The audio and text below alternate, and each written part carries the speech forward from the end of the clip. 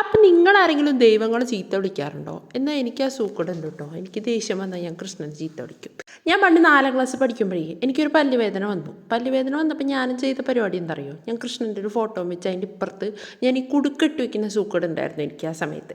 അപ്പോൾ അതിനുണ്ടായിരുന്ന പൈസ മൊത്തം എടുത്തിട്ട് കൃഷ്ണൻ്റെ ഫോട്ടോൻ്റെ മുന്നിൽ കൊണ്ടുവച്ചിട്ട് പറഞ്ഞു, കൃഷ്ണ മര്യാദയ്ക്ക് എൻ്റെ പല്ലുവേദന മാറ്റി നിങ്ങൾ എന്തെന്നാ ഇങ്ങനെ ഒപ്പിക്കുന്നത് അങ്ങനെ ഇങ്ങനെ എന്നൊക്കെ പറഞ്ഞ് കൃഷ്ണൻ നല്ല ചീത്ത വിളിയായിരുന്നു.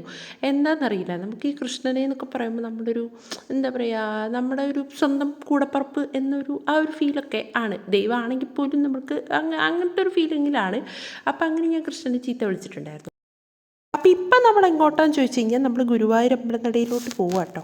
അപ്പോൾ അതിൻ്റെ മുന്നേ ഉള്ള കോപ്രായങ്ങളാണ് നിങ്ങൾ കാണുന്നത്.